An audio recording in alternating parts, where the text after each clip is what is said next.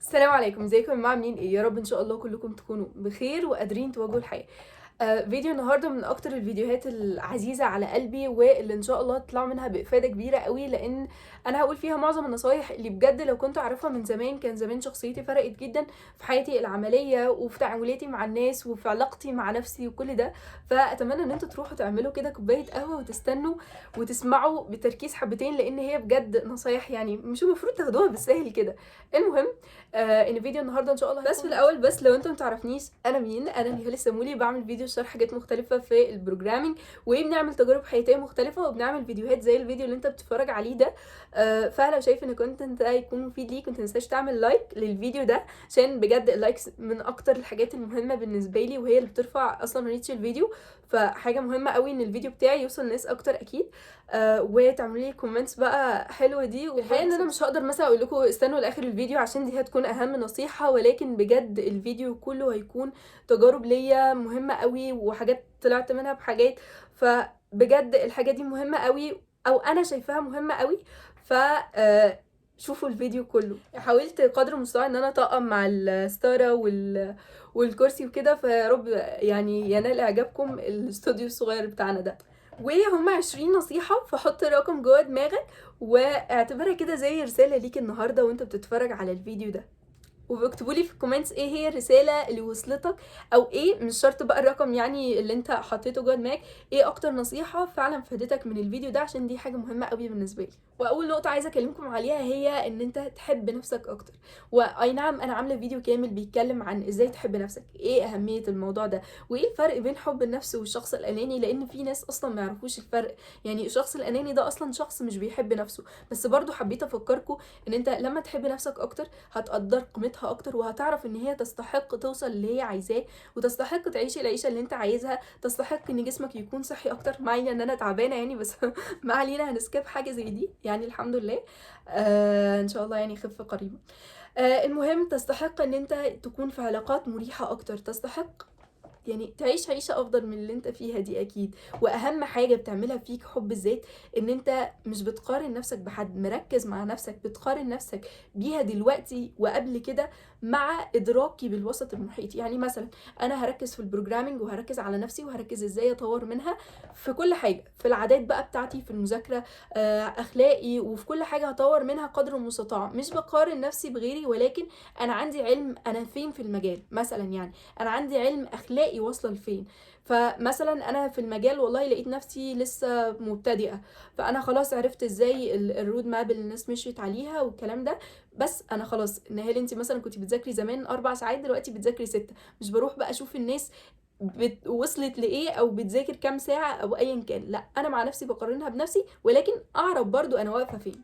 فحبوا نفسكم يا جماعه، عشان هي تستحق فعلا ان هي تتحب. يعني انت ربنا كرمك وخلاك انسان، ليه ما بتقدرش النعم اللي انت فيها؟ قدر كل النعم اللي عندك، ولما تقدرها وتحب نفسك اكتر هتعرف ان دي يعني دي اهم حاجه انت ممكن تعملها لنفسك اصلا، ان انت تقدرها وتحبها. وبجد انتوا بتاخدوا النصيحه دي من اكتر واحده ما كانتش بتحب نفسها، ما كانش عندها ثقه بنفسها، ولا كانت بتقدرها ولا اي حاجه خالص، ما كنتش حاسه اصلا ان انا استحق اي حاجه. بس لما كبرت ومع التمرين الكتير قوي، لان هي جيرني، مش مجرد اللي هو انا هصحى من النوم خلاص بقيت بحب نفسي وبقيت بقدرها. بس من الحاجات الكتير اللي انت ممكن تعملها كويسه، ومن عاداتك اللي انت هتدخلها كويس، بس استنوا بس باقي نصايح، هي دي اللي هتخليك تحب نفسك اكتر. يعني رغم ان انا من زمان كنت شخص يعني ماشي طيب مع الناس وكده، بس ما كنتش عارفه ازاي برضو احب نفسي. ولما حبيت نفسي عرفت اوصل لحاجات كتير قوي ما كنتش اتخيل ان انا اصلا اوصل لها. فحبوا نفسكم. تاني حاجة وهي العلم، هو أفضل حاجة ممكن تعملها لنفسك، إن أنت تتعلم أكتر وأكتر وأكتر وتكون شغوف بالعلم. أنا عارفة إن في العالم اللي إحنا فيه دلوقتي ده العلم مش أكتر حاجة مقدرة، ولا الناس أصلا بقت بتقدر العلم أو قيمته زي زمان. زمان مثلا الدكتور كان يتقال ده دكتور في العيلة ومش عارفة إيه، أو ده مهندس. دلوقتي الناس بقت بتقيم أكتر الفلوس، فبقوا بيجروا ورا الفلوس بأي وسيلة. زي مثلا اللي هما الناس اللي بيعملوا تيك توك وكده، وبيقعدوا بقى يطلعوا في لايفات وكبسوا كبسوا ومش عارفه ايه والكلام ده. دي من اغرب الحاجات اللي انا شفتها في المجتمع اللي احنا فيه. او ناس مثلا تطلع تهزق نفسها، يعني بجد بيطلعوا يهزقوا نفسهم. يعني انا الحمد لله ما عنديش تيك توك، كنت نزلت قبل كده كام عليه كده ريل، وبعد كده يعني قفلته لان الموضوع صعب قوي هناك. انا والله بيصعب عليا، يعني فعلا الناس دي بتصعب عليا. ازاي انت كشخص ربنا اداك نعمه وبقيت انسان وعندك صحه وعندك دماغ جواها مخ بيفكر، ومع ذلك انت مش مقدر القيمه دي وعمال تهين في نفسك وتحط في نفسك احكام ومش عارفه ايه. الموضوع صعب جدا جدا وبيقلل من قيمتك اصلا كانسان. يعني انت متخيل انت مش بتقدر قيمتك اصلا.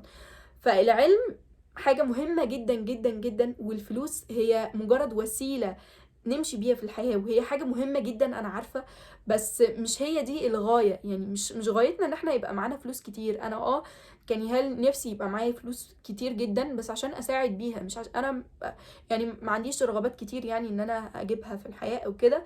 ولكن هي وسيلة مهمة، وسيلة مهمة وسبب من أسباب السعادة. وإذا ما توجدتش حتى، يعني الناس اللي ما عندهمش الحاجات الأساسيات، إذا الفلوس ما توجد لهمش هتبقى من اصعب الحاجات.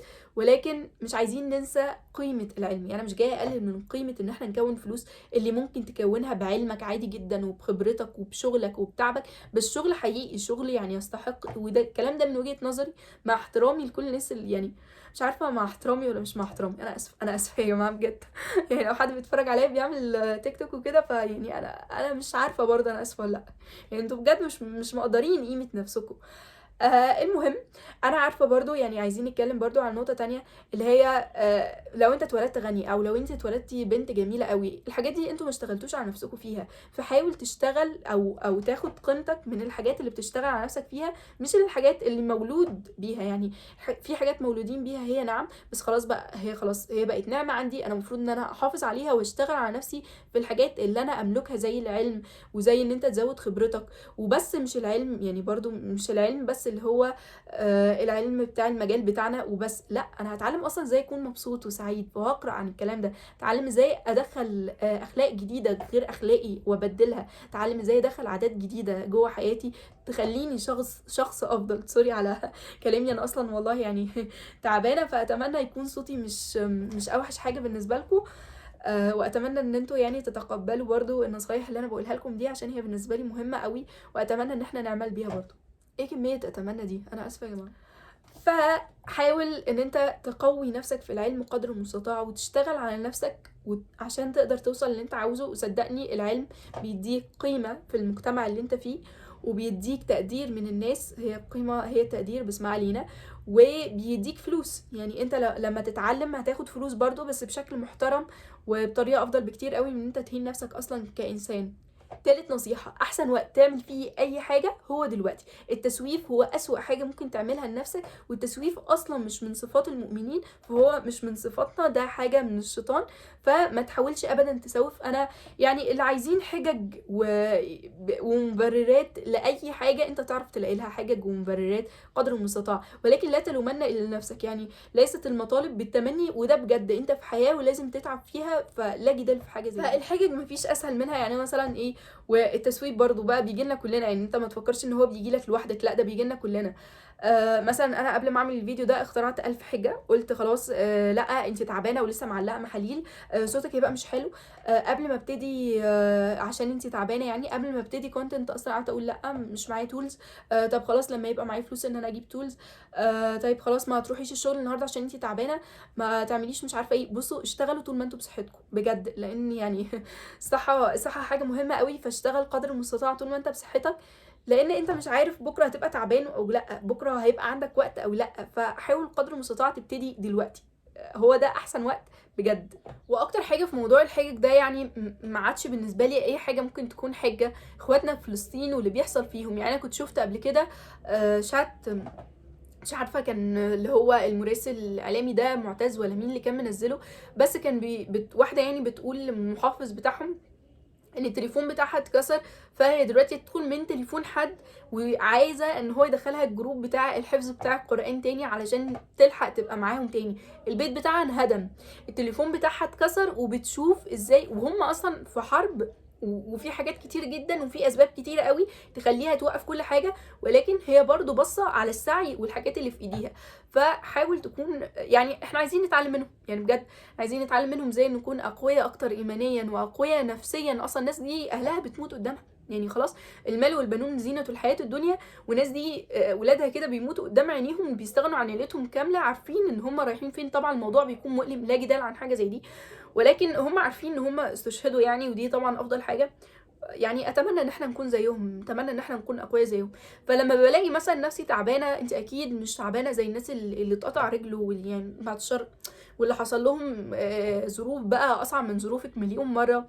فلا، حاولي تتعاملي مع الظروف اللي انت فيها، وحاولي يعني تخرجي بافضل حاجه ممكن تخرجي منها من المشاكل اللي بتحصل لك، علشان ما فيش اي مبرر. يعني بجد ما فيش اي مبرر. ربنا يا رب يا رب يعني اعوضهم خير، وان شاء الله نقابلهم بقى في الجنه وياخدوا حقهم قريبا يا رب. ناخد حقنا لان هي قضيتنا برضو، ناخد حقنا من الناس الظلمه الكفره دول ان شاء الله عن قريب. يعني ان شاء الله النصر يكون عن قريب يا رب يا رب. رابعا، ودي اكتر حاجه انا مجرباها فعلا، لما بتساعد حد في الحاجه اللي انت عايز توصل لها. ومثلا انا دلوقتي 14,000 مثلا على اليوتيوب، فانا اساعد الناس اللي عندهم 1000 علشان انا نفسي اوصل لل100,000. فاهمين؟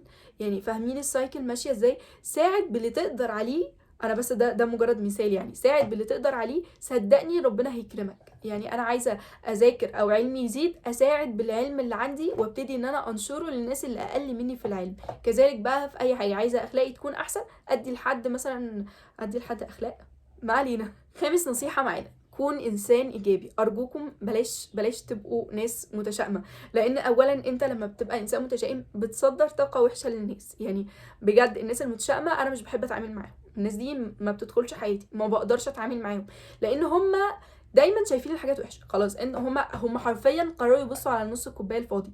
انا تعبانه، حاولت مثلا، انا متضايقه، انا مش عارفه ايه، انا بيحصل لي. احنا في حياه، الحياه موجود فيها مشاكل كتير. ان شاء الله في الجنه مش هنلاقي بقى كل الحاجات دي، ولكن انت في حياه.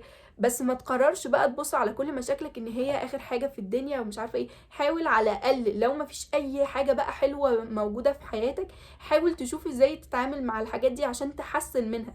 لكن هتبص بنظره تشاؤميه، انا بحس الناس دي مقرره ان حياتهم تبقى وحشه. يعني خلاص مثلا واحده والله العظيم بجد كنت اعرفها، حصل لها بجد حاجه كويسه قوي وكانت بتتمناها من زمان، ولما حصلت لها برضو ما عرفتش تكون سعيده ولا مبسوطه بيها.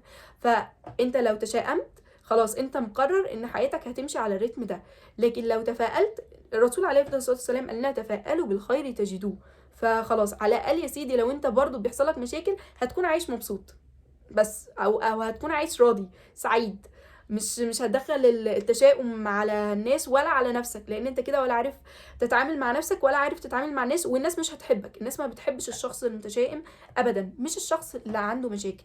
يعني انا صاحبتي اسمعها لو عندها مشاكل، لو زعلانه، لو متضايقه، كل ده تمام. لكن انا بتكلم عن الناس اللي مقررين حياتهم تمشي في المجرى ده، انا اسفه دول بجد ما بقدرش ادخلهم حياتي. سادس نصيحه معانا، حط هدف. يعني انت عمرك شفت حد بيوصل لحاجة هو مش عارف ايه هو اصلا، ايه هي الحاجة دي؟ فاستحالة توصل لأي حاجة طول ما انت مش حاطط هدف. الحياة بتدي للناس، يعني مش فاكرة كان كود كده مشهور قوي، ان الحياة بتدي للناس اللي عندهم specific ask، اللي سائلين الحياة سؤال محدد، عايزين هدف محدد من الحياة، ساعتها الحياة بتديله اللي هو عاوزه. طبعا ده علشان الاهداف بقى وقانون الجذب بيبتدي يشتغل. بس بجد ان انت تحدد هدف ليك، ده من اهم الحاجات اللي توصلك لاي حاجه في حياتك. يعني الناس بقى اللي ماشيين في الحياه اللي هم بيقضوا يوم بيوم ومش عارفه ايه، بيتعبوا جدا بعدين. ظروف الحياه بتاخدهم، اصلا ما بيكونوش مبسوطين ولا بيكونوا سعداء، لان السعاده مش في الفراغ. فحط لك هدف كل فتره، ممكن هدف بقى في حاجات كتير، مش شرط بس في الحياه العمليه، مش شرط في الفلوس بس، كل حاجه حط ليك فيها اهداف. واتفرجوا على الفيديو بتاع ازاي تخطط لاهداف السنه الجديده، ازاي اصلا اهدافك دي تكون فعلا قابله ان انت تحطها او لا. كل ده هقوله في الفيديو بتاع التخطيط بتاع السنه، فانا مش هطول يعني في النقطه دي. بس لازم تحط لك اهداف، ولو ما عندكش اهداف فده برضو هقوله في الفيديو بتاع التخطيط بتاع السنه، ازاي تخلق كده افكار جوه دماغك لاهداف. هقول لكم برضو شويه اكزامبلز، فلازم تتفرجوا على الفيديو ده ان شاء الله، ينزل قريبا. ادعوا لي بس ان انا اخف بسرعه، لان يعني كل بجد ما اجي اعمل لكم فيديو بيحصل لي مشكله يعني. الحمد لله. سابع نقطه، وبجد النقطه دي مهمه قوي، هو الحمد لله يعني كل النصايح مهمه، ولكن النقطه دي بجد مهمه قوي بالنسبه لي. اذا ما اتحكمتش في حياتك انت بجد حياتك هتتحكم فيك. يعني اذا ما اتحكمتش في الوقت بتاعك، الوقت بتاعك هيجري وانت مش ملاحظه اصلا ولا مدرك للموضوع ده، وهيتحكم فيك. وفي حاجات اصلا بتتحكم فينا بدون وعينا، زي مثلا ان انا مسكت الفون، فانا الوقت بدا يجري مني على السوشيال ميديا، لان الشركات دي اصلا مخصصه ان هم ياخدوا مننا وقت، فانا ما اتحكمتش في وقتي، فوقتي هو اللي اتحكم فيا. ما اتحكمتش مثلا في علاقاتي، الناس اللي بتدخل جوه حياتي، فبدا ان انا اتاثر غصب عني بالحاجات اللي بتحصل حواليا وبكلامهم ليا، رغم ان انا كان ممكن اتحكم الاول واعمل كنترول مين الناس اللي تدخل حياتي ومين الناس اللي ما تدخلش حياتي، مين الناس اللي هتبقى في الدايره بتاعتي ومين. النقطه التانية بقى فيها هي الرضا. يعني الرضا من ألذ الحاجات اللي انت ممكن تعملها لنفسك، ان انت تكون شخص راضي. قد ايه هتكون انسان سعيد، ولكن ده ما يتنافاش تماما، عشان الناس بس عندها ميس اندرستاندينج كده هنا، ان الناس مش فاهمه حته ان انا اكون راضي، بس انا بسعى ان انا اكون في حته افضل. انا راضي بالحته اللي انا فيها دي، وراضي بقضاء ربنا في كل حاجه. انا راضي مثلا ان انا في البوزيشن ده دلوقتي، بس انا لازم اتطلع ان انا ابقى في البوزيشن الاكبر من ده. ما ينفعش افضل مكاني وثابت بس لا لا لا احنا راضيين وحامدين ربنا ومش عارفه ايه، اصل مرتباتنا الحمد لله ما دام مكفيانا خلاص. مين اللي قالك الحياه بتتطور وانتوا شايفين الدولار كل شويه الجنيه يتعوم والعيشه بتغلى؟ فانت لو ما طورتش من نفسك اصلا مش هتلاقي لك مكان. يعني التطوير من نفسك دلوقتي، او ان انت مش بس ما بتبقاش يعني بتسعى او كده، دي حاجه بقت واجبه اصلا عليك عشان تقدر تواكب الحاجات اللي بتحصل في الحياه. فما عادش الموضوع بقى فيه اوبشنز يعني. فالناس دايما تقول لا اصل انت كده مش راضي بحياتك، اصل انت كده. لا، انا راضي ومبسوط وسعيد الحمد لله بقضاء ربنا في اي حاجه، ولكن ده لا يتنافى مع ان انا بسعى دايما للتطوير من حياتي، وبسعى ان انا اكون شخص افضل في كل حاجه. انا ليه يعني انتوا عارفين بيقولك ايه لما تسأل ربنا اسأله الفردوس؟ يعني ما تسألش مثلا ان انا يا رب ادخل الجنة، لا يا رب ندخل جنة الفردوس. يعني ليه اطلب من ربنا طلب صغير، ما اطلب منه طلب كبير؟ ما هو ربنا، فاهمين؟ فبرضو اطلب من ربنا في الحياة كل حاجة. يعني اطلب من ربنا انت، يعني اشتغل على نفسك واطلب من ربنا. طبعا هنتكلم عن النقطة ده في موضوع بعدين، بس ليه ما تاخدش من الحياة اللي انت عاوزه؟ يعني حاول قدر المستطاع تعمل ده، وارضى بكل حاجة انت بتوصل لها. الاتنين مع بعض، عشان هو مفهومين مش بيتنافوا مع بعض، وده من وجهة نظري الشخصية، وكل نصيحة اصلا هتكون من وجهة نظري، بس ده وجهة نظري في الحتة دي، ان انا لازم اكون راضية، بس ده ما يتنافاش ان انا عايزة اوصل لحاجات كتيرة جدا، واصلا لو انا مش كده مش هقدر اواكب الحياة. بس وحته برضه انا مش عارفه انتوا تفهموني فيها ولا لا، بس يعني لو انت رضيت بالواقع اللي انت فيه بدون تطويرك لنفسك كل شويه، فارضى فعلا بقى. يعني ارضى، ما تتوقعش ان مثلا في معجزه هتحصل لك غير ان لما انت تتحرك. اصلا بجد ما فيش اي معجزات بتحصل غير لما احنا نتحرك. ما فيش اي حد هيجي يبسطنا كده من السماء. لا يعني طبعا دعاء حاجه جميله جدا ولازم، لكن لازم برضه ان احنا ناخد بالاسباب. فمهم قوي ان احنا ناخد بالاسباب، مهم قوي ان احنا نفضل نطور نفسنا. معنى ايه؟ يعني معنى ايه حته ان انت ترضى فعلا بقى بخلاص ان انت مش هتطور من نفسك؟ فاكيد مش هتوصل لاحلامك يا جماعه. يعني مين مثلا يتمنى ان هو يجيب مثلا عربيه وهو بيقبض 1000 و2000 جنيه؟ ما انت لازم ان انت تطور من تفكيرك في الفلوس، ازاي اعمل فلوس اكتر، ازاي ممكن مثلا اشتغل اكتر من شغلانه ومش عارفه ايه. لو ما ضغطتش على نفسك خلاص مش هتقدر ان انت تجيب العربيه دي ببساطه. يعني ما هو الدعاء موجود، ولكن لازم معاه السعي برضو، وانا اتكلمت عن الموضوع ده اكتر مره، ومن اكتر الناس مؤمنه ان احنا لازم ندعي والحاجات الروحانيه الجميله دي، ولكن لازم مع الموضوع ده السعي. يعني مثلا هوضح لكم مثال تاني. لو انا مثلا بنت بتجهز مثلا بيتها خلاص، وانا اسفه يعني هو مثال للناس كبار شويه، بس مثال جه بالي. لو بنت مثلا بتجهز بيتها وخلاص باباها مقتدر على 1 2 3، فما تروحش بقى تفضل تضايق باباها وانا عايزه كذا وعايزه كذا. ما انت عارفه ان امكانيات والدك ان هو يجيب لك كذا. لو انت مثلا راجل وخلاص اهلك هيعيشوك في شقه مثلا ايجار لان هم دول امكانياتهم، خلاص بقى ما تروحش بقى تضايقهم، وارضى فعلا بقى وخلاص. الا ان انت تحاول تغير الواقع اللي انت عايش فيه ده فعلا، بان انت تسعى وتشتغل على مستقبلك قدر المستطاع، وربنا ان شاء الله يرزقك، وربنا ان شاء الله يرزقك احنا الاتنين. ف دي حاجه مهمه قوي. خلاص انت لو عايزه تغيري الواقع ده لازم تعملي اكشن معين، لان مفيش معجزات بجد. لازم ان انت تتحركي وتغيري من الواقع اللي انت مش عايزه تعيشيه ده. بس يا رب تكونوا فهمتوا النقطه دي مني، مش عارفه وصلتها لكم او لا، بس تمام. تامن نصيحه والصراحه دي اللي كنت شفتها في كوميك كده على الفيسبوك، اللي هي بتقول وانت بتاخد بقى كام على السحله اللي انت فيها دي؟ فقال له I work to learn not to earn. الموضوع ده قد ايه مهم ان انت تشتغل في بدايه حياتك، والكلام ده انا بوجهه لنفسي قبلكم، لان انا طبعا في بدايه حياتي برضو في العشرينات يعني الحمد لله لسه. فاهم حاجه ان انت تشتغل عشان تكتسب خبره. والموضوع ده انا حسيته لما اشتغلت ريموتلي كذا مره، كنت مش باخد خبره بس اي نعم يعني الحمد لله كنت باخد مرتبي، ولكن كان الافضل ليا ان انا انزل اوفيس علشان ان انا اخد من خبره الناس الاكبر مني. فهي حاجه مهمه قوي ان انت تشتغل عشان تكتسب خبره اكتر ما تكتسب مال في بدايه حياتك. عارفين اللي هو حته كل مرحله ليها متطلباتها، فحاول في المرحله اللي انت فيها سنك لسه صغير تجرب اكتر قدر المستطاع وتدخل جوه الشغل عشان تكتسب خبره، علشان تقدر بعدين ان انت تجيب بيها فلوس اكتر من ان انت تجيب فلوس في بدايه حياتك وخلاص. تاسع نصيحه هي ان السعي لا يعني حتميه الوصول، ولكن اضمن لك ان انت هتعيش حياه اكيد افضل من اللي انت موجود عليها دلوقتي. وانت موجود في الحياه عشان انت اصلا تشتغل وان انت تعبد ربنا. احنا موجودين في الحياه عشان نعمل كده. لو انت بقى مش هتعمل كده، اولا ازاي هتجيب فلوس؟ عشان دي نقطه مهمه جدا يعني في الحياه اللي احنا فيها دي. ثانيا الفراغ حاجه مش ابسط حاجه في الدنيا خالص. الناس اللي عندهم فراغ تعبانين نفسيا اكتر بكتير من الناس اللي عندهم مشاكل تانية. وده يدل يعني ما يدل عليه يعني الاحصاءات اللي موجوده للناس اللي بتنتحر اصلا بسبب ان عندهم نسبه كبيره من الفراغ. فان انت تشتغل وتسعى دي حاجه من اهم الحاجات. وان انت كده كده لما بتسعى هتوصل لحاجه، يعني كده كده انت هتوصل لحاجه، بس مش شرط للحاجه اللي انت عاوزها، او مش شرط انك توصل لها.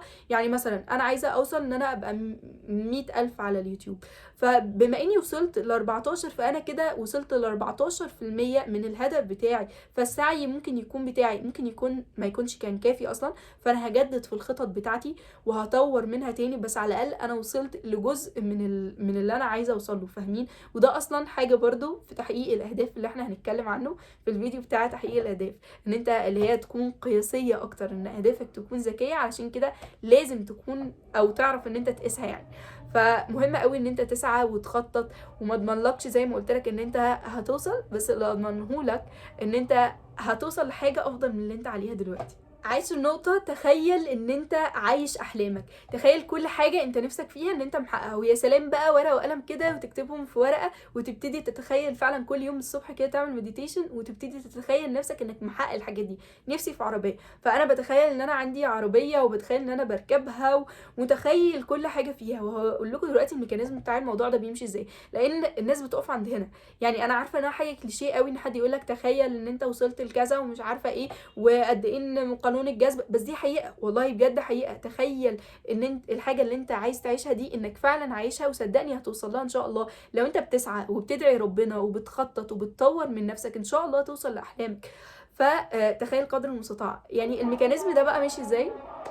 سوري عشان عمو بيتكلم فهنستناه لما يخلص. كنا بنقول ايه بقى؟ عارفين اللي هو حته ان الناس بتقول ان انت تتخيل، بس يعني مش هتخيل وهقعد بقى ساكت. هي الميكانيزم ما بيمشيش كده، واحنا بنقول لك تخيل اصلا عشان قانون الجذب يشتغل معاك. اللي هو انا دلوقتي متخيل دلوقتي ان انا عندي عربيه، فخلاص انا كل يوم بفكر نفسي بهدفي وبفكر نفسي بحلمي وبتخيل نفسي فيه، فاوريدي بسعى لحاجه زي دي. خلاص انا مش هقعد بقى اتخيل واعيش في الحلم، لا انا هاخد ستابس فعليه وهبتدي اشوف ايه ممكن يوصلني لكده.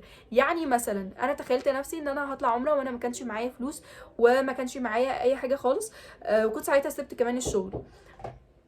فايه اللي حصل؟ خلاص انا بدات كل يوم افكر نفسي ان انا نفسي اطلع عمره وان انا نفسي مثلا اجيب الكرسي ده، وبدات اتخيل ان انا عندي الكرسي ده.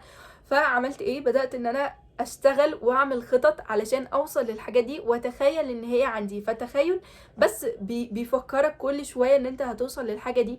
فقانون الجذب بيبتدي ان هو يشتغل بقى وتدور بشكل كبير، بشكل اكبر بكتير. اللي هو انا مثلا خلاص انا هدور دلوقتي على شغل، مش عارفه هعمل ايه وهفكر ازاي وهطنش كام حاجه دلوقتي علشان اقدر اوصل للاهداف دي. لدرجه ان انا طنشت صحتي حبتين 3، فده غلط طبعا طبعا، وهنتكلم برضو عن النقطه دي. لان من اكتر الحاجات الغلط ان انت تطنش حاجه زي صحتك، لان صحتك اصلا هي اللي هتخليك تعمل حاجات اكتر. هقفل برضو عشان الاذان ونرجع نكمل تاني. للاسف الفيديو كده طول مننا، ممكن يبقى 40 دقيقه او اكتر، فانا قررت ان انا اقسمه 2 بارتس.